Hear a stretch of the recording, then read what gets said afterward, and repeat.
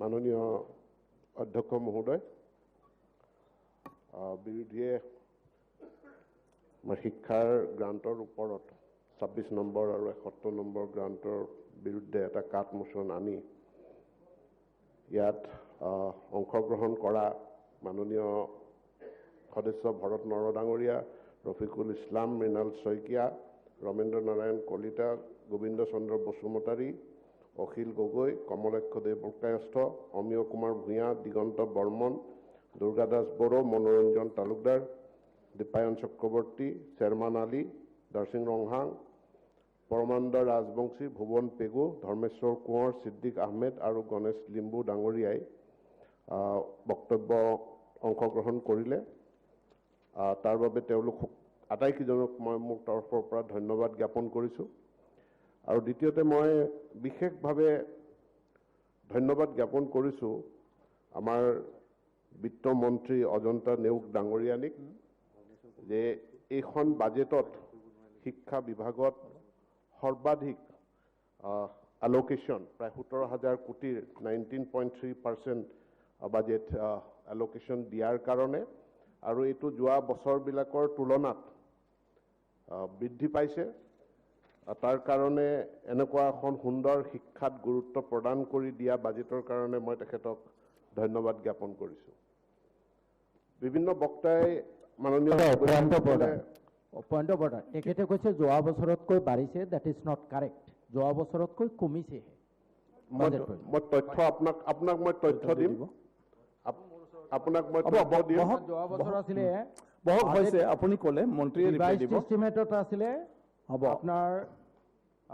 Budget এষ্টিমেটত আছিলে 19.2, এই বছৰ on education it is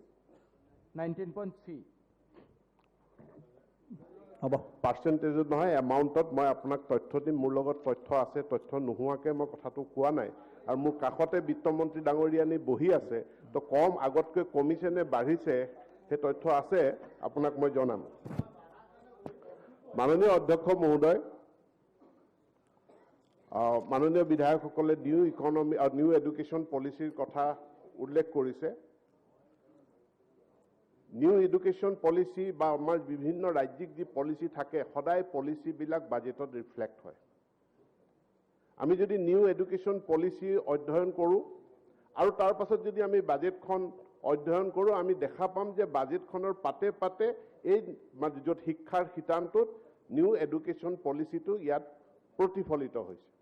new education policy এটা বিশাল পলিচি, সুদীৰ্ঘ 25টা বছৰৰ বিৰতিৰ পাছত আমি এই নিউ এডুকেশ্যন পলিচিটো, নতুন শিক্ষা নীতিটো পাইছোঁ। গতিকে এই নতুন শিক্ষা নীতিটোত এনেকুৱা কোনো কথা এটা কথা নাই যে এইটো আজিৰ তাৰিখত অমুক চন তাৰিখৰ পৰা এইটো আমি প্ৰৱৰ্তন কৰিলোঁ বুলি কৈ দিব পৰা। ই এটা দীঘলীয়া প্ৰক্ৰিয়া। ইয়াক সম্পূৰ্ণৰূপে ৰূপায়ণ কৰাৰ কাৰণে সময় লাগিব, কিন্তু সেই প্ৰক্ৰিয়াটো ইতিমধ্যে আমাৰ চৰকাৰখনে আৰম্ভ কৰিয়েই দিছে। আজি যদি আমি চাওঁ যে এইবাৰ 5খনকৈ বিশ্ববিদ্যালয় 50 কোটিকৈ টকা আবণ্টন দিয়া হৈছে। বহুত মানুহে আমাক প্ৰশ্ন কৰিছে যে ইমানবোৰ বিশ্ববিদ্যালয় কিয় লাগে? হয়, আমি এনেকুৱা এটা বেকগ্ৰাউণ্ডৰ পৰা আহিছোঁ, এটা সময়ত আমি গুৱাহাটী বিশ্ববিদ্যালয়, ডিব্ৰুগড় বিশ্ববিদ্যালয় সিমানেই আমি জানিছিলোঁ। তাৰ পৰা আহি কিন্তু আমি এই কথাত অৱগত নহয় যে নতুন শিক্ষা নীতিয়ে প্ৰত্যেকখন জিলাত এখন এখন বিশ্ববিদ্যালয়ৰ কথা কৈছে। তো যেতিয়া আমি এতিয়া এই 5খন বিশ্ববিদ্যালয় আৰম্ভ কৰিছোঁ, ইয়াৰ লগতে পূৰ্বে প্ৰতিষ্ঠা কৰা অসম মহিলা বিশ্ববিদ্যালয়ক আমি পুনৰুজ্জীৱিত কৰাৰ পদক্ষেপ লৈছোঁ। ইয়াৰ আগতে সমবায় বিভাগৰ অধীনত ৰাজীৱ গান্ধীৰ নামত এখন সমবায় বিশ্ববিদ্যালয় আৰম্ভ কৰি, যিখন বিশ্ববিদ্যালয়ে কোনো কালে কোনো দিনে কোনো গতি নললে, সেই বিশ্ববিদ্যালয়খনক এই বছৰ আমি শিক্ষা বিভাগৰ অধীনলৈ আনি শিৱসাগৰৰ সেই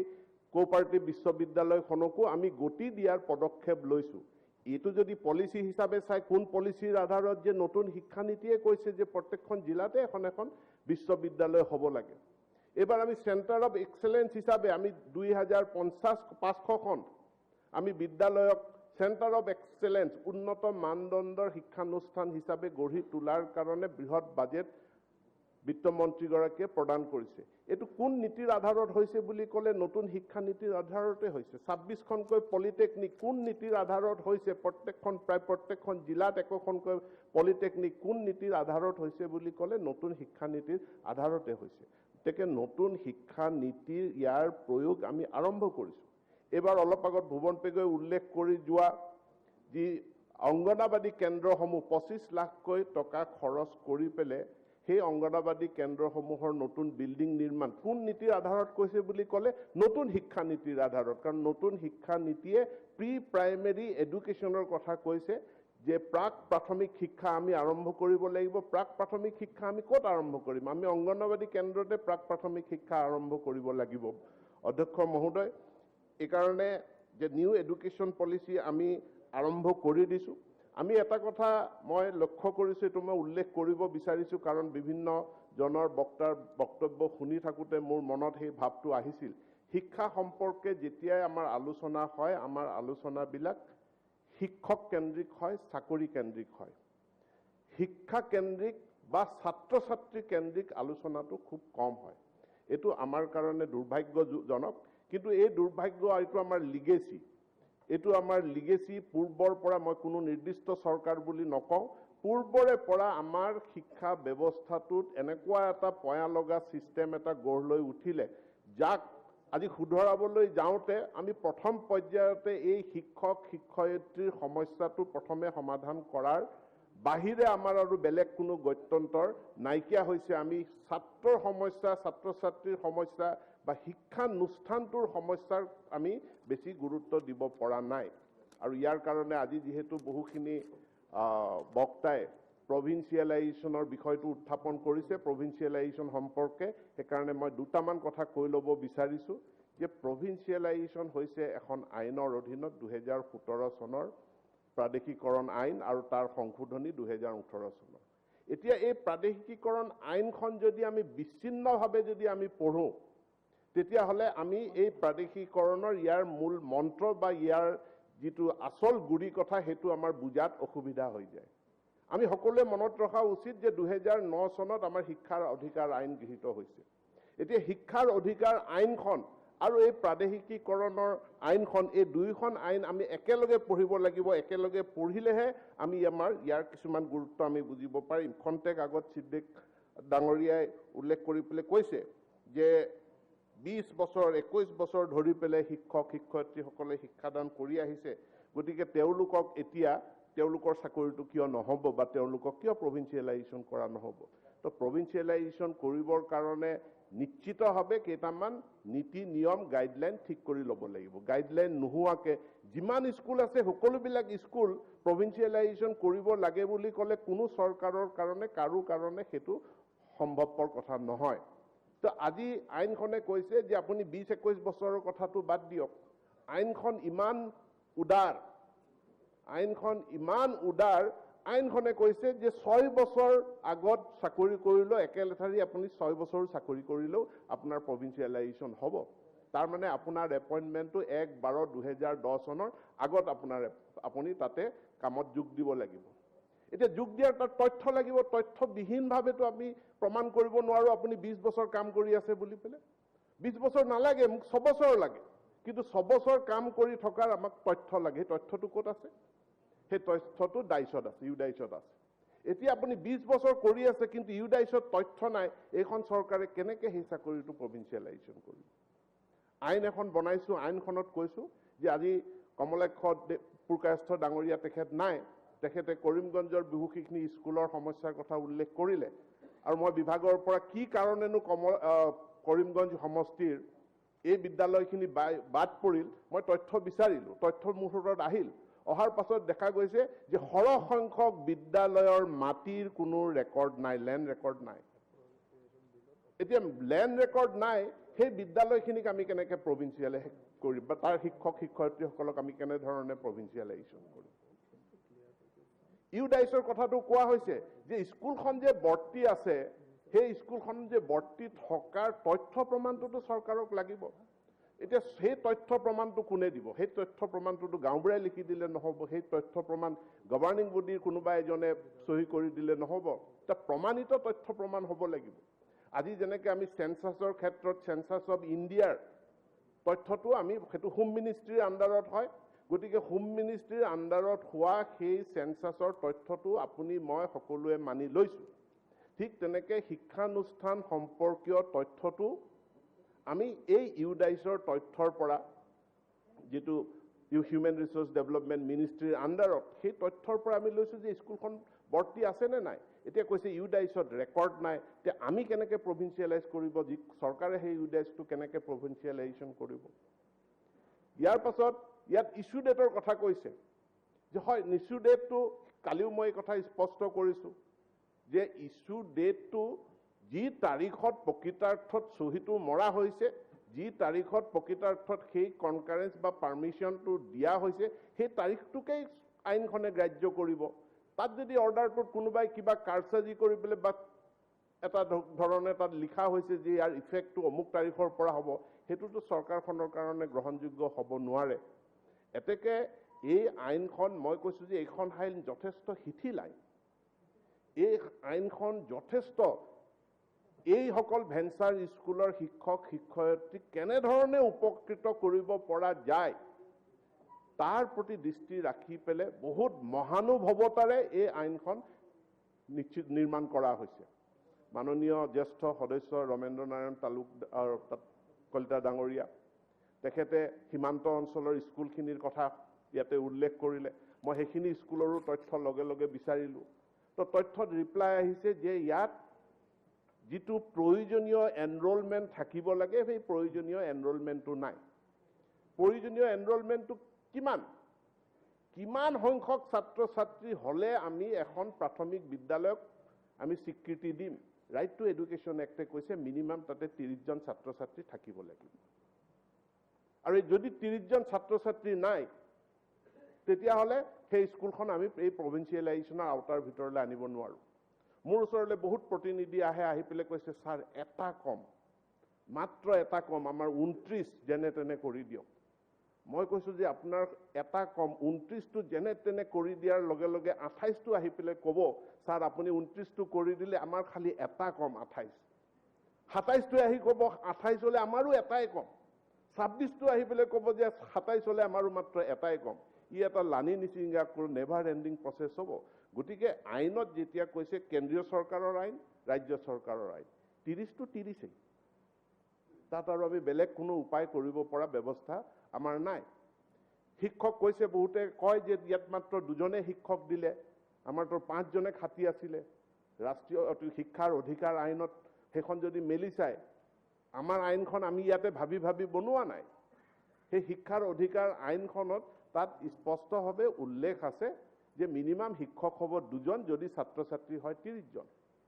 কিন্তু তাতকে বেছি হ'ব পাৰে নোৱাৰে হয় বেছি হ'ব পাৰিব যেতিয়া ছাত্ৰ ছাত্ৰীৰ সংখ্যা বাঢ়ি যাব ছাত্ৰ ছাত্ৰীৰ সংখ্যা যদি 100 জন হৈ যায় আপুনি 3 জন শিক্ষক পাব আৰু ইয়াতে মোৰ হাতত তথ্য আছে কিমানখন স্কুলে এনে ধৰণৰ এবাৰ যেটো প্ৰভিন্সিয়েলাইজেশ্যন হৈ গল সেই প্ৰভিন্সিয়েলাইজেশ্যন প্ৰক্ৰিয়াত প্ৰত্যেকখন স্কুলত দুজনে শিক্ষক হৈছে এলপি স্কুল হেতু নহয় ধুবুৰী বৰপেটা সৰ্বাধিক সংখ্যক ধুবুৰীত প্ৰায় 51খন স্কুল এনে ধৰণে প্ৰাদেশিকৃত কৰা হৈছে য'ত দুজনতকৈ অধিক শিক্ষক তাত তেওঁলোকৰ মানে প্ৰাদেশিকৃত হৈছে কিয় হৈছে তেওঁলোকৰ এনৰোলমেন্ট বেছি আছিল মজলীয়া বিদ্যালয় তাত যিসকলৰ এনৰোলমেন্ট বেছি আছে এনেটো 3 জন পাইছে তাতকে এনৰোলমেন্ট বেছি আছে তাৰ ওপৰত পাইছে গতিকে আমি এই প্ৰাদেশিকৰণৰ ভেঞ্চাৰ স্কুলৰ যিটো সমস্যা এই সমস্যাটো সমাধান কৰাৰ কাৰণে আমাক এখন আইন লাগে আমাক এটা ইনস্ট্ৰুমেন্ট লাগে যে কি ইনস্ট্ৰুমেন্টৰ ভিত্তিত আপোনাৰ মোৰ ইচ্ছা অনিচ্ছাৰ দ্বাৰা নহয় কি ইনস্ট্ৰুমেন্টৰ ভিত্তিত আমি এই সমস্যা সমাধান কৰিম সেই ইনস্ট্ৰুমেন্টটোই হ'ল এই প্ৰাদেশিকৰণৰ আইন 2017 এতিয়া ইয়াত বহুতে আক্ষেপ কৰিছে মোৰ ওচৰতো আহি পেলাই আক্ষেপ কৰে স্যাৰ আপুনি আমাক হাজিৰা কৰা মানুহ বনাই দিলে স্যাৰ আপুনি আমাক টিউটৰ বনাই দিলে আমাক লাগিলে দৰমহাই নালাগে কিন্তু আমি সন্মানটো দিয়ক শিক্ষক বুলি পেলাই কৈছে মোৰ আগত আহি যে দগিলে দৰমহাটোৱে কমাই দিয়ক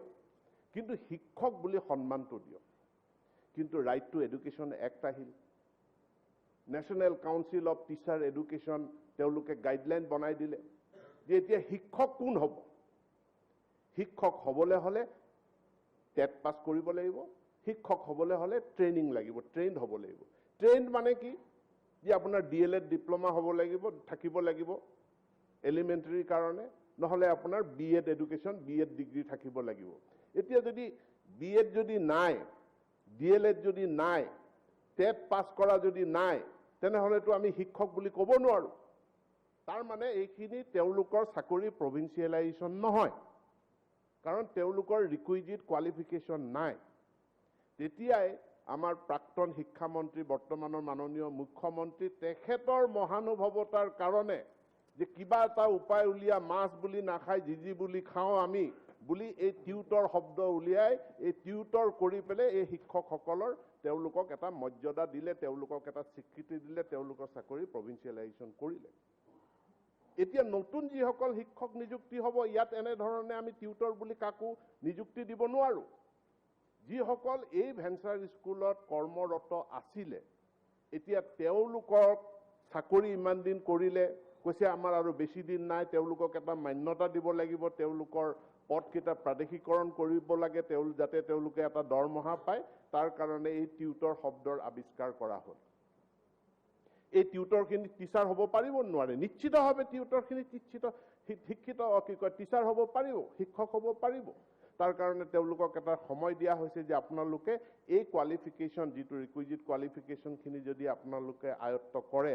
তেনেহ'লে আয়ত্ত কৰিলে আপোনালোকেও শিক্ষক হিচাপে স্বীকৃতি পাব। এই আইনখনৰ এই আওতাৰ এই ব্যৱস্থাটো ইয়াতকৈ আৰু ভাল ব্যৱস্থা এটা, ইয়াতকৈ আৰু শিথিল ব্যৱস্থা এটা কৰিব পৰা কোনো অৱকাশ নাই।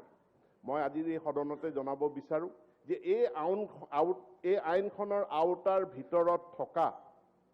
ইয়াৰ কণ্ডিশ্যনসমূহ, চৰ্তসমূহ পূৰণ কৰা কোনো স্কুল, কোনো ক্লাৰিকেল গণ্ডগোলৰ কাৰণে তেওঁলোক যদি বাদ পৰি আছে, তেওঁলোক যদি বঞ্চিত হৈছে, নিশ্চিতভাৱে সেইখিনিৰ শুধৰণি হ'ব। কিন্তু আইনখনৰ দফা এই মহামান্য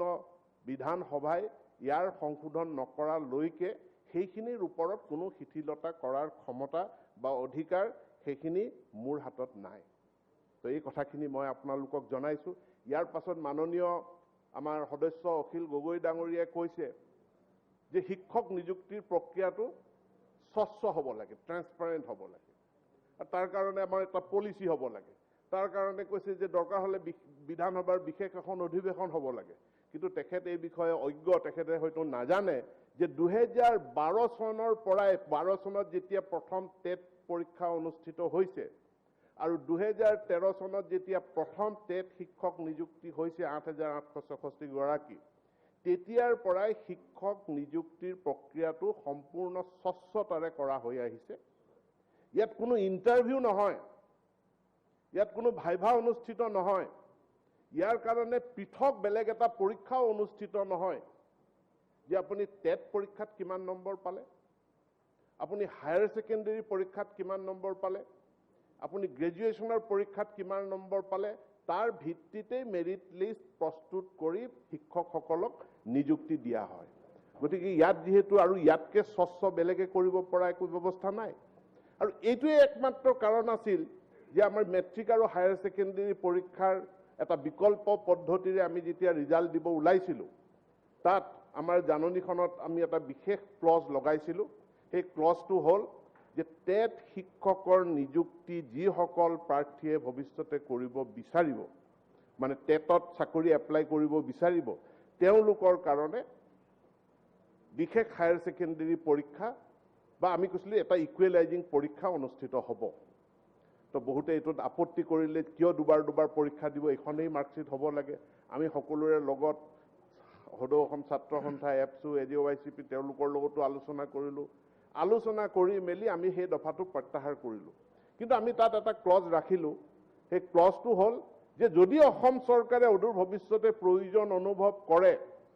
তেনেহ'লে আমি এটা ইকুৱেলাইজিং পৰীক্ষা পাতিম, কাৰণ আমাক টেটৰ কাৰণে প্ৰয়োজন হ'ব। কাৰণ 2021 চনত যিসকল ছাত্ৰ ছাত্ৰীয়ে পৰীক্ষা নিদিয়াকৈ নম্বৰ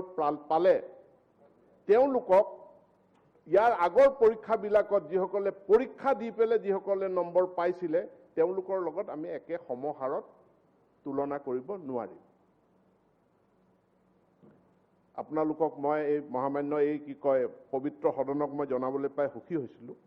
যে এই পৰীক্ষা সংক্ৰান্তত সুপ্ৰিম কোৰ্টত উত্তৰ প্ৰদেশৰ এটা সংগঠনে গোচৰ তৰিছিল আৰু এই গোচৰটোত বিভিন্ন কথা সাঙুৰি অনাৰ লগতে অসমে যে এনেধৰণে আৰু এটা ইকুৱেলাইজিং পৰীক্ষা পতাৰ কথা কৈছে সেইটোকো চ্যালেঞ্জ কৰি পেলাই সুপ্ৰিম কোৰ্টত তেখেতে আবেদন দিছিল যোৱাকালি শুনানি হৈ গৈছে মই আজি আপোনালোকক জনাবলৈ পাই সুখী হৈছোঁ যে মহামান্য উচ্চতম ন্যায়ালয়ে অসম চৰকাৰৰ সিদ্ধান্তটোক ভূয়সী প্ৰশংসা কৰিছে কৈছে কিয় নাপাতিব পৰীক্ষা অসম চৰকাৰে পাতাৰ অধিকাৰ আছে কাৰণ এইবাৰ পৰীক্ষা নপতাকৈ দিয়া নম্বৰ দিয়া ছাত্ৰ ছাত্ৰীসকলক আগতে পৰীক্ষা দি পেলে নম্বৰ পোৱা ছাত্ৰ ছাত্ৰীসকলৰ লগত একেখন তুলাচনীত তেওঁলোকক জুখিব পৰা নাযায় বুলি পেলে সুপ্ৰিম কোৰ্টে ৰায় দিছে অৰ্থাৎ আমি ভিন্ডিক্টেড ফিল কৰিছোঁ আমি যি সিদ্ধান্ত লৈছিলোঁ সেই সিদ্ধান্ত আমাৰ সঠিক আছিল মাননীয় অধ্যক্ষ ডাঙৰীয়া ইয়াতে এটা কথা বক্তাসকলে ৰেইজ কৰিছে যে এতিয়া বিএড নহলে আমি শিক্ষক হ'ব নোৱাৰোঁ কিন্তু বিএড ডিগ্ৰীৰ কাৰণে সুযোগ সুবিধা ক'ত তো ইয়াৰ কাৰণেও চৰকাৰখনে অহৰ্নিশে কাম কৰি আছে তাৰ লগতে মই এই পবিত্ৰ বিধানসভাক এই কথাটো জনাব লাগিব যে আহি থকা দিনবিলাকত আৰু কিছু পৰিৱৰ্তন হ'বলৈ গৈ আছে আজি আমাৰ যিটো বিএড ডিগ্ৰীৰ কথা ডিগ্ৰীৰ দ্বাৰা আমি শিক্ষক চাকৰি এটা পাম বা আমাৰ যুৱক যুৱতীসকলে পাব এই বিএড ডিগ্ৰীটো 2030 চনৰ পাছত আৰু কাৰ্যকৰী নহ'ব অহা 2 বছৰৰ ভিতৰত ডিএলএড ডিগ্ৰী ডিএলএড ডিপ্লোমাটো উঠি যাব হেতুৰো স্বীকৃতি নাথাকিব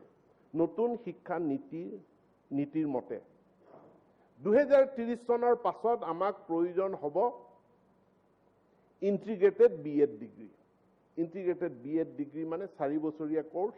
বিএ বিএড বা বিএসসি বিএড বা বিকম বিএড তাৰ মানে 2030 চনত আমাক বহু আগতীয়াকৈ এনচিটিয়ে জনাই দিছে যে 2030 চনৰ পাছত ইন্টিগ্ৰেটেড বিএড লাগিব তো ইন্টিগ্ৰেটেড বিএড কোৰ্স খোলাৰ কাৰণে হেতুৰ কাৰণে ব্যৱস্থাটো অসম চৰকাৰে এতিয়াৰ পৰা গ্ৰহণ কৰিব লাগিব আমাৰ 10খন বিএড কলেজ আছে আমাৰ 15খন ডায়েটত বিএড কোৰ্সটো আমাৰ চলি আছে আৰু আমি ইতিমধ্যে অসম চৰকাৰে আমি 71খন মহাবিদ্যালয়ক আমি এপ্ৰুভ কৰিছো তেওঁলোকে ইন্টিগ্ৰেটেড বিএড কোৰ্স খোলাৰ কাৰণে এই 71খনৰ ভিতৰত 3খন ইতিমধ্যে বিশ্ববিদ্যালয়লৈ উন্নীত হৈছে এতেকে 68খন থাকিলে এই 68খন মহাবিদ্যালয়ত ইন্টিগ্ৰেটেড বিএড কোৰ্স খোলাৰ কাৰণে তেওঁলোকক আমি এপ্ৰুভ কৰিছো ইয়াত আমাৰ কমলক্ষ পুৰকায়স্থ ডাঙৰীয়াই বাহিৰত ওলাই যাওঁতে ক'লে মোৰ এটা কথা ক'বলৈ থাকি গ'ল আমাৰ বৰাকত এই 68খনৰ ভিতৰত বৰাকত কলেজ নাই গতিকে জনাব এতেকে বৰাক উপত্যকাত যদি তাতে কলেজ অন্তৰ্ভুক্ত হোৱা নাই বিএড ইন্টিগ্ৰেটেড বিএড কোৰ্সৰ কাৰণে কম্পিটেন্ট কলেজক যাৰ ইনফ্ৰাষ্ট্ৰাকচাৰ আছে তেওঁলোকক আবেদন জনাবৰ কাৰণে আমি অনুৰোধ জনাম কাৰণ বিএড কোৰ্সটো আমাৰ প্ৰয়োজন যিমান সংখ্যক আমাক আসন প্ৰয়োজন হ'ব প্ৰতি বছৰে যিমান শিক্ষক আমাৰ ৰিটায়াৰমেন্টত যাব যিমান ভেকেন্সি সৃষ্টি হ'ব সেই ভেকেন্সিৰ এগেইনষ্টে যাতে ট্ৰেইন টিচাৰ আমি নিযুক্ত কৰিব পাৰো তাৰ কাৰণে আমি বিশেষ ব্যৱস্থা আমি গ্ৰহণ কৰিম মাননীয় অধ্যক্ষ ডাঙৰীয়া এটো আমাৰ কাৰণে দুৰ্ভাগ্যজনক হয় আজি ৰাষ্ট্ৰীয় পৰ্যায়ৰ বহুত সূচাংকৰ ক্ষেত্ৰত আমি পিছ পৰি থকাৰ আমাৰ কাৰণ কিছুমান আছে সেই কাৰণৰ ভিতৰত এই যে আমাৰ শিক্ষকসকলৰ তেওঁলোক ট্ৰেইন টিচাৰ নহয় তেওঁলোকৰ বিএড ডিগ্ৰী নাই এটো অন্যতম সেকেন্ডাৰী মাধ্যমিক পৰ্যায়ত আমাৰ যিমান শিক্ষক আছে তাৰে অধ্যক্ষ মহোদয় 38% আমাৰ ট্ৰেইন টিচাৰ 62% আমাৰ ট্ৰেইন টিচাৰ নহয় অৰ্থাৎ তেওঁলোকৰ বিএড ডিগ্ৰী নাই এতিয়া তেওঁলোক চাকৰিত থাকিব তেওঁলোকে শিক্ষকতা কৰি থাকিব আৰু ৰাষ্ট্ৰীয় পৰ্যায়ৰ সূচাংকত আমি সদায় পিছ পৰি থাকিম যে আমাৰ ট্ৰেইন টিচাৰ নাই এতেকে মই কেদিনমান আগত আপোনালোকে জানে মই কেদিনমান আগত দিল্লীলৈ গৈছিলো ধৰ্মেন্দ্ৰ প্ৰধান ডাঙৰীয়াক মই সাক্ষাৎ কৰি আহিছো তেখেতক এখন কাগজ দিছো কি আছিল মোৰ কাগজখনত মই সিঙ্গল পইণ্ট এজেন্ডা লৈ পেলে গৈছিলো মোৰ সিঙ্গল পইণ্ট এজেন্ডা যে এনচিটিয়ে আমাক অসমক এটা বিশেষ সুবিধা প্ৰদান কৰি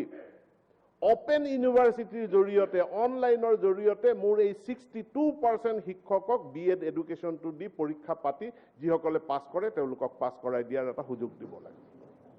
যাতে আমাৰ টিচাৰখিনি ট্ৰেইনড হয় আৰু ট্ৰেইনড হোৱাৰ পাছত আমাৰ যাতে এটা গুণগত মানটো উন্নত হোৱাৰ লগে লগে আমাৰ সূচাংকটো যাতে আমাৰ উন্নত হয় তাৰ কাৰণে এটা ব্যৱস্থা লোৱাৰ আমি লৈছো অনলাইন শিক্ষাৰ যুগ এই আমাৰ যিসমূহ ডায়েট আছে এই ডায়েটসমূহত 15খন ডায়েটত BEd কোৰ্চ আছে আটাইকেইখন ডায়েটত BEd কোৰ্চ আৰু ভৱিষ্যতে তাত ইন্টিগ্ৰেটেড BEd কোৰ্চ আৰম্ভ কৰিব পৰাকে আমি পৰিকল্পনা হাতত লৈছো অনলাইন এডুকেশ্যন যেতিয়া আহিছে অনলাইন এই ডায়েটবিলাকত মই প্ৰথম চাইছো ডায়েটবিলাকত এনেকুৱা স্থানত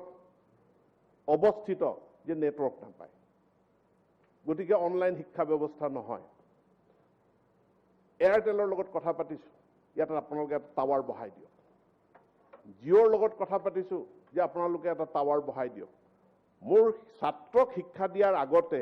শিক্ষকসকলক শিক্ষা দিয়া শিক্ষানুষ্ঠানটোতেই যদি ইণ্টাৰনেট কানেক্টিভিটি নাথাকে তেতিয়াহ'লে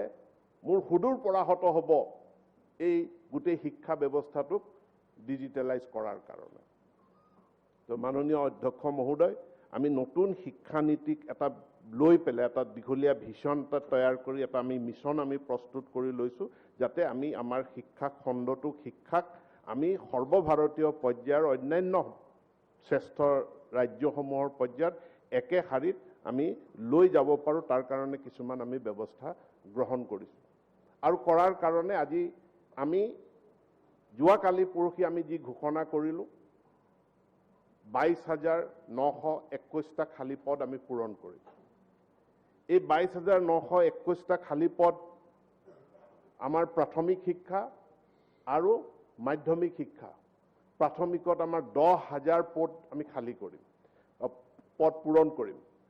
মাননীয় বিধায়ক এগৰাকীয়ে প্ৰশ্ন উত্থাপন কৰিছিল যে এই যে 10,000 খালী পদ পূৰণ কৰিব এইটো আগৰ পৰা কৰি থকা কন্ট্ৰেকচুৱেল হ'ব নে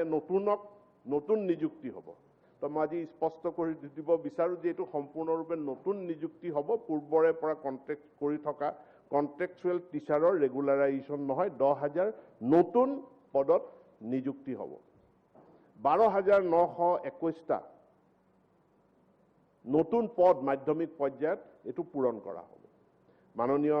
সদস্য ভৰত নৰডাঙৰীয়ে কৈছে ইয়াতে জিৰ' স্কুলৰ কথা উত্থাপন কৰিছে সিঙ্গল টিচাৰ স্কুলৰ কথা কৰিছে আৰু এনেকুৱা কথা বিভিন্ন সময়ত উচ্চাৰিত হৈ থাকে ইয়াতে সৰু কথা এটা আমাৰ মাজত এটা মিছআণ্ডাৰষ্টেণ্ডিং হয় আৰু মোৰো হৈছিল এটা সময়ত যে মই যেতিয়া কোনোবা শিক্ষা বিভাগে বিষয়ে মোৰ আগত কয় যে এখন জিৰ' টিচাৰ স্কুল মই ভাবো যে তাত ছাত্ৰ ছাত্ৰী আছে শিক্ষক নাই বলতে কেনেকৈ স্কুল হ'ল যদি শিক্ষকেই নাই কেৱল ছাত্ৰ ছাত্ৰী দিটো শিক্ষানুষ্ঠান হ'ব নোৱাৰে তাৰ মানে আমাৰ শিক্ষা বিভাগে যেতিয়া এখন স্কুলত দুটা স্যাংচন পোষ্ট থাকে আৰু দুইটা স্যাংচন পোষ্টেই ভেকেন্ট থাকে তেতিয়া স্কুলখনক জিৰ' টিচাৰ স্কুল বুলি কয় অৰ্থাৎ দুইটা পদে খালী হৈ আছে কিন্তু শিক্ষক তাতে থাকে তাতে এছএছএৰ পৰা কন্ট্ৰেকচুৱেল টিচাৰ তাত দি ৰাখে বা অন্য কন্ট্ৰেকচুৱেল টিচাৰ তাত দি ৰাখে শিক্ষক থাকে তাৰ হেতু জিৰ' মানে একেবাৰে জিৰ' হৈ নাথাকে আৰু মাননীয় মুখ্যমন্ত্ৰী ডাঙৰীয়া তেখেতে যেতিয়া শিক্ষামন্ত্ৰী হৈ থাকোতে তেখেতে যোৱা বছৰটোতে এইটো অৰ্ডাৰ কৰি থৈ গৈছিলে যে আমাৰ কোনো স্কুল শিক্ষক নোহোৱাকৈ আমাৰ কোনো স্কুল থাকিব নোৱাৰে প্ৰত্যেক স্কুলত শিক্ষক থাকিবই লাগিব যি খালী পদ আছে পূৰণ কৰাত দেৰি হৈছে কিন্তু সেই দেৰি হোৱা সময়খিনিতো সেই শিক্ষানুষ্ঠানত সেই এলপি স্কুলত এছএছএৰ পৰা কন্ট্ৰেকচুৱেল টিচাৰক তাত নিযুক্তি দি হ'লেও সেই খালী পদবিলাক সেইটো পূৰণ কৰিব লাগিব এতেকে আজি লখিমপুৰত যি 100খন স্কুলৰ কথা কৈছে আজিৰ তাৰিখত তাত 100খন স্কুল নাই 100খন স্কুলৰ এনেকুৱা জিৰ' টিচাৰ হৈ থকা নাই সেই সকলোবিলাকত বিভিন্ন শিক্ষকক নিযুক্তি দিয়া হৈছে কোভিডৰ কাৰণে এতিয়া যেহেতু স্কুলবিলাক বন্ধ আছে 13খন স্কুলত বিশেষ সমস্যা আছে 13খন স্কুলৰটো মই এতিয়া নিৰ্দেশ দিছো সেই 13খন স্কুলৰ সমস্যাটো সমাধান কৰিব লাগে মাননীয় সদস্য ভৰত নৰ ডাঙৰীয়াই এই স্কুলত কোনোবা স্কুলত পৰ্যাপ্ত শিক্ষক নথকাৰ কথাটো কৈছে, মই আদৰণি জনাইছোঁ, ভাল পাইছোঁ। কিন্তু মই তেখেতক অনুৰোধ জনাম, একেটা সময়তে আমাৰ যে কিছুমান স্কুলত অত্যাধিক মানে প্ৰয়োজনতকৈ বেছি সংখ্যক শিক্ষক আছে, সেই কথাটো আমি আলোচনালৈ আনিব লাগে। আমাৰ বহু স্কুল আছে, মই দেখি আহিছোঁ, মই নামো ক'ব পাৰোঁ, যে 6জন ছাত্ৰ ছাত্ৰী আছে, 10 গৰাকী শিক্ষক আছে, তেনেকুৱা স্কুলো আমাৰ দেশখনত আছে। আৰু সেইকাৰণে আমি এতিয়া এক পদক্ষেপ লৈছোঁ যে আমি এই শিক্ষকৰ পদবীসমূহৰ এটা ৰেচনেলাইজেশ্যন কৰাৰ কাৰণে। কিন্তু এটা সময়ত এই বদলীকৰণ কাৰবাৰটো নিয়ন্ত্ৰণৰ বাহিৰত যোৱাৰ কাৰণে এই PTRটো আমি নোচোৱাকৈ বদলীকৰণৰ আদেশ দিয়াৰ কাৰণে বহু স্কুলে চাফাৰ কৰিলে, যাৰ কাৰণে যোৱা চৰকাৰখনৰ দিনত মাননীয় মুখ্যমন্ত্ৰী ডাঙৰীয়াই তেতিয়া এখন আইন আনিলে, যি আইনখনৰ জৰিয়তে কোৱা হ'ল যে এতিয়া একমাত্ৰ এটা অনলাইন পৰ্টেলৰ জৰিয়তে, এটা কম্পিউটাৰাইজ প্ৰগ্ৰেমৰ জৰিয়তেহে বদলীকৰণ হ'ব। কোনো বিষয়া কৰ্মচাৰী, আনকি বিধায়ক মন্ত্ৰীৰ ইচ্ছামতেও কোনো বদলি এতিয়া নহ'ব। আৰু সেই ছফ্টৱেৰটো আমি বনাই আছোঁ শিক্ষা বিভাগে।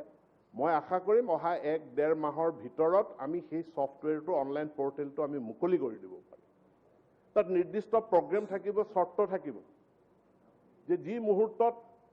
আপোনাৰ স্কুলখনত মাত্ৰ এজনেই শিক্ষক আছে, আপুনি তাত এপ্লাই কৰিব বিচাৰে, আপোনাৰ এপ্লিকেশ্যনে পৰ্টেলে গ্ৰহণ নকৰে,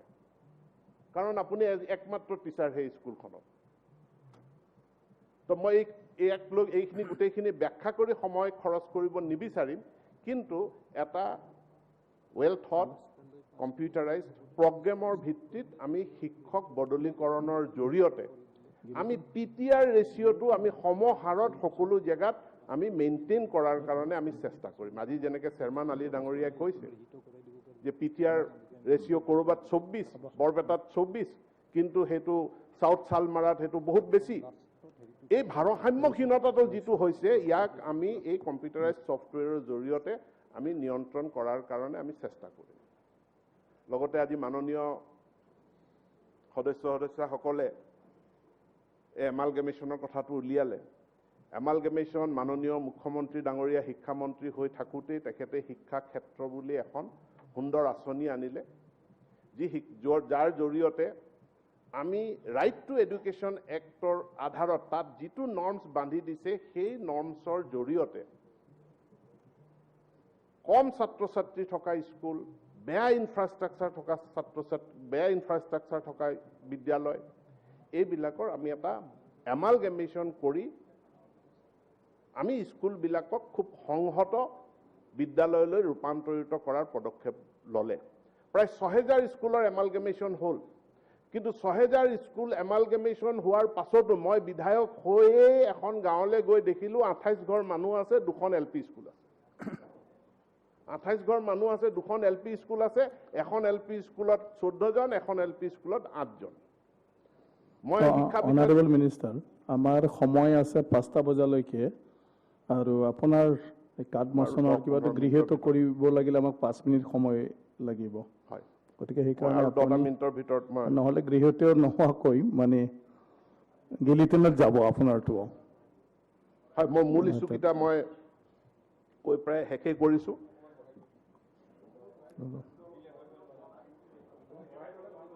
ৰ'বা,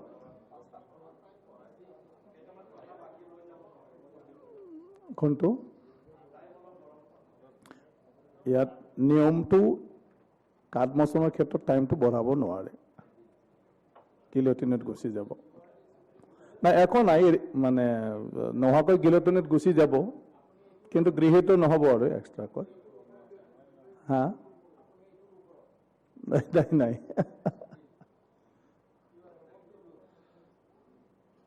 মাননীয় অধ্যক্ষ মহোদয়, তো সেই শিক্ষা ক্ষেত্ৰ আঁচনিখন তেতিয়া অসমাপ্ত হৈ থাকিল। তাৰ লগত আৰু এটা প্ৰয়োজনীয়তা আহিল যে 2020ত আকৌ এটা প্ৰভিন্সিয়েলাইজেশ্যন কৰা হ'ল, আৰু সেইটো আইনখনতে লিখা আছে যে আমি এখন নিৰ্দিষ্ট বেচ স্কুল চিহ্নিত কৰি এই প্ৰভিন্সিয়েলাইজ বিদ্যালয়সমূহক প্ৰয়োজন অনুসৰি তাত আমি এমালগেমেট কৰিম। এটাটো পূৰ্বৰ এমালগেমেশ্যনটো অসমাপ্ত হৈ আছিল, নতুন এটা প্ৰয়োজনীয়তা আহিল এই 2017 চনৰ আইনৰ অধীনত যিখিনি স্কুলক আমি প্ৰভিন্সিয়েলাইজ কৰিলোঁ, তাৰ কাৰণে এতিয়া আমি এই শিক্ষা ক্ষেত্ৰ আঁচনিখন কিছু ৰিভাইজ কৰি পেলাই এমালগেমেশ্যনৰ কৰিব বিচাৰিছোঁ আৰু এই এমালগেমেশ্যন কৰিবলৈ যাওঁতে আমি নতুন শিক্ষা নীতিকো ইয়াক প্ৰযোজ্য কৰিব বিচাৰিছোঁ। আৰু সেই অনুসৰি আমি এতিয়া আৰু higher secondary school, senior secondary school stand alone হিচাপে নাথাকিব। অৰ্থাৎ অকল ক্লাছ 11-12 লৈ পেলাই এখন ছিনিয়ৰ ছেকেণ্ডেৰী স্কুল নাথাকিব। তাত আমি হিউমেন ৰিচোৰ্চ অপ্টিমাইজ কৰিব নোৱাৰোঁ। আমাৰ যিসকল পোষ্ট গ্ৰেজুৱেট টিচাৰ থাকে তেওঁলোকে 2টা ক্লাছ কৰে আৰু তেওঁলোকৰ ক্লাছ নাথাকে, কিন্তু সেই ছিনিয়ৰ ছেকেণ্ডেৰী স্কুলখনক যেতিয়া আমি হাইস্কুলৰ লগত এমালগেমেট কৰিম, এই পোষ্ট গ্ৰেজুৱেট টিচাৰ এতিয়া যিসকলকো আমি এপইণ্টমেণ্ট দিম তেওঁলোকে 9, 10, 11, 12 এই 4টা শ্ৰেণীতে তেওঁলোকে পাঠদান কৰিব লাগিব। আজি বহুতে মোক এই প্ৰশ্নটো কৰি আছে যে LP স্কুলত 5জন শিক্ষক 5টা শ্ৰেণী আছে, আপুনি 2জন শিক্ষক দিছে, আপোনালোকে 2জন শিক্ষকে 5টা শ্ৰেণী কেনেকৈ পৰিচালনা কৰিব? কিন্তু ওচৰতে এখন ME স্কুল আছে য'ত 3টা শ্ৰেণী আছে কিন্তু তাত 5জন শিক্ষক আছে। এতিয়া আমি LP স্কুল, ME স্কুল দুয়োখনকে আমি একেলগ কৰিম আৰু দুয়োখনকে একেলগ কৰাৰ পাছত 5-2 7জন শিক্ষক হ'ব। স্কুলখনৰো পৰিৱেশ বহুত উন্নত হ'ব আৰু সেই ME স্কুলৰ টিচাৰসকলেও লোৱাৰ শ্ৰেণীত মানে LP তেওঁলোকেও তাত ক্লাছ ল'ব লাগিব। য'ত য'ত সুবিধা আছে পৰিৱেশ অনুযায়ী আমি স্কুলখনক একেবাৰে কম্পজিট স্কুল কৰি পেলাব বিচাৰিছোঁ 1 to 12 আৰু 1 to 12 প্ৰথম শ্ৰেণীৰ পৰা দ্বাদশ শ্ৰেণীলৈকে যেতিয়া কম্পজিট স্কুল এখন হ'ব, এই স্কুলখনৰ পৰিৱেশো উন্নত হ'ব আৰু স্কুলখনৰ কাৰণে আন্তঃগাঁথনিৰ কাৰণে তাত হিউমেন ৰিচোৰ্চ দিয়াৰ কাৰণে আমাৰ চৰকাৰখনে তেতিয়া কাম কৰিবলৈও সুবিধা হ'ব। মাননীয় অধ্যক্ষ মহোদয়, মাননীয় মুখ্যমন্ত্ৰী ডাঙৰীয়াই মই দায়িত্বভাৰ লোৱাৰ পাছতে মোক কৈছিল যে আমাৰ বহু স্কুল আছে যিবিলাক স্কুলত আমি পঢ়ি আহিছোঁ, যিবিলাকৰ বহুত পুৰণি গুণ আছে, গৰিমা আছে, ঐতিহ্য আছে, কিন্তু তাহানিৰ সেই গুণ, গৰিমা, ঐতিহ্য এতিয়া ক্ৰমাৎ হেৰাই যাবলৈ ধৰিছে আৰু সেই স্কুলবিলাকৰ আন্তঃগাঁথনি জহি খহি গৈছে, এনৰোলমেণ্ট কমি গৈছে, পৰিৱেশটো আগৰ সেই পৰিৱেশটো আৰু এতিয়া নাই। এই গুণ গৰিমা আকৌ ঘূৰাই আনিব লাগে। মই কৈছিলোঁ নিশ্চিতভাৱে, আৰু এইবাৰ তেখেতে বাজেটত দিছে, আমাক কৈছে যে কিমানখন স্কুল 50 বছৰ অতিক্ৰম কৰিলে, কিমানখন স্কুল 75 বছৰ অতিক্ৰম কৰিলে, কিমানখন স্কুল 100 বছৰ অতিক্ৰম কৰিলে, মোৰ পৰা তথ্য বিচাৰিলে। আৰু তথ্য দিয়াৰ পাছত তেখেতে ক'লে 2022 চনত ভাৰতবৰ্ষৰ স্বাধীনতাই 75 বছৰ অতিক্ৰম কৰিব, 75টা বছৰত ভৰি দিব, আমি ডায়মণ্ড জুবলি পালন কৰিম। আৰু এই 75টা বছৰত উপনীত হোৱা উপলক্ষে 75 বছৰ পুৰণি আমাৰ যিমান হাইস্কুল, হায়াৰ ছেকেণ্ডেৰী স্কুল আছে, প্ৰত্যেকখন স্কুলক তেখেতে এটা বৃহৎ অনুদান দি সেই স্কুলৰ আন্তঃগাঁথনি উন্নত কৰাৰ কথা ঘোষণা কৰিলে। আৰু আমি হিচাপ কৰি পালোঁ 209খন স্কুল আৰু 209খন স্কুলৰ কাৰণে প্ৰত্যেকখন স্কুলৰ কাৰণে 3 কোটিকৈ টকা তেখেতে ঘোষণা কৰিছে ইয়াৰ আন্তঃগাঁথনি উন্নয়ন কৰা। 74 বছৰ 75 74 কৰিলে পৰিল 75 বছৰ আমি এইটো কাটমাৰ্ক কৰিছোঁ। গতিকে ইয়াৰ উপৰিও প্ৰাথমিক খণ্ডত LP MEত 2500খন বিদ্যালয়, 2500খন বিদ্যালয়লৈ 50 লাখ টকাকে অনুদান আগবঢ়াই চেণ্টাৰ অফ এক্সেলেঞ্চ হিচাপে এই বিদ্যালয়সমূহ গঢ়ি তোলাৰ কাৰণে বাজেটত তেখেতে ধন আবণ্টন কৰিছে। অৰ্থাৎ চৰকাৰখন যথেষ্ট চিৰিয়াছ। আমি LPৰ পৰা আৰম্ভ কৰি মই মোৰ কথাখিনি আৰম্ভ কৰিছিলোঁ ইউনিভাৰ্চিটিত, আৰু এতিয়া মই LPত মই মোৰ কথাখিনি সমাপ্ত কৰিবলৈ লৈছোঁ যে প্ৰত্যেকটো পৰ্যায়ত এই চৰকাৰখনে শিক্ষাৰ আন্তঃগাঁথনি উন্নয়ন কৰাৰ লগে লগে তাৰ হিউমেন ৰিচোৰ্চটো উন্নত কৰাৰ কাৰণে চৰকাৰখনে পদক্ষেপ গ্ৰহণ কৰিছে। এতিয়া মই শেষ কথা এটালৈ আহিম। মাননীয় যিটো এই গোটেই আলোচনাটোৰ প্ৰথম বক্তব্য আছিল, মাননীয় বিধায়ক ভৰত নৰ ডাঙৰীয়াই উত্থাপন কৰিছিলে মিচিং ভাষাক মই বোলে ক'ৰবাত ক'লো যে এইটো শিক্ষাৰ মাধ্যম নকৰো কিবা সংযোগী ভাষা কৰিম বুলি কৈছো তো ভুৱন পেগুৱে মোক সুধিলে যে এনেকুৱা ক'ৰবাত আপুনি ঘোষণা কৰিছিল নেকি মই কৈছো এনেকুৱাটো ক'তো মই ঘোষণা কৰা নাই ক'ত পালে তেওঁ কৈছে যে ফেচবুকত পালে কিজানি তো ফেচবুক হোৱাটছএপত এইবিলাকত বহুত ধৰণৰ কথা ওলাই থাকে সন্মানীয় মন্ত্ৰী মহোদয় আৰু সন্মানীয় সদন এতিয়া সময় আবেলি 5 বাজিছে মই বাকি থকা সকলো মঞ্জুৰি প্ৰস্তাৱ এই চলি থকা কাৰ্ডমোচনৰ মঞ্জুৰি কিলিটিনত দিলো আৰু আমাৰ বাকি এপ্ৰপ্ৰিয়েশ্যন বিলৰো কিবা আছে সেইকাৰণে সময়টো এতিয়া অলপ এক্সটেনশ্যন কৰি লৈছোঁ যাতে এপ্ৰপ্ৰিয়েশ্যন বিলটো পাছ কৰিব পাৰে তো মই 2 মিনিট বহিব পাৰে 2 মিনিট কম সময় নাই আৰু এতিয়া তথাপিও মই আপুনি অধ্যক্ষ মহোদয় হয়, মই মাত্ৰ হয় হয় আপুনি সেইটো কওক কয়ফালে কনক্লুড কৰক কিন্তু সেইটো গিলেটিনত গৈ আমি নতুন শিক্ষা নীতিৰ অধীনত শিক্ষাৰ মাধ্যম প্ৰাথমিক ঠিক। পৰ্যায়ত আমি শিক্ষাৰ মাধ্যম হিচাপে কৰাৰ কাৰণে যাৱতীয় প্ৰস্তুতি আৰম্ভ কৰিছো আৰু প্ৰাক প্ৰাথমিকত এইবাৰ যেহেতু আমি কিছু বিদ্যালয়ত প্ৰায় 21,000 স্কুলত প্ৰাক প্ৰাথমিক শিক্ষা আৰম্ভ কৰাৰ আমি পৰিকল্পনা লৈছো তাৰ কাৰণেও এখন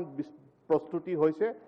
যিখন SCERTত যিখন মিটিং বিভিন্ন জনজাতীয় সাহিত্য সভাৰ লগত ৰেফাৰেন্স আনিছে সেই মিটিংখন আছিল প্ৰাক প্ৰাথমিক শিক্ষাক লৈ পেলাই শিক্ষাৰ মাধ্যম বিষয়ক নহয় গতিকে মাধ্যমৰ সিদ্ধান্তটো এটা বেলেগ সিদ্ধান্ত আৰু প্ৰাক প্ৰাথমিকৰ সিদ্ধান্তটো এটা বেলেগ সিদ্ধান্ত কিন্তু আমি ইতিমধ্যে বড়ো গাৰো মাৰ আদি ভাষাক যেহেতু মাধ্যম কৰিছোৱেই গতিকে মিচিং ৰাভা বা কাৰ্বি এই ভাষাকো আমি শিক্ষাৰ মাধ্যম আমি সুবিধা অনুসৰি কৰিবৰ কাৰণে চৰকাৰখন প্ৰস্তুত এই কথাকেইটা কৈ মই মোৰ বক্তব্য সামৰণি মাৰিছোঁ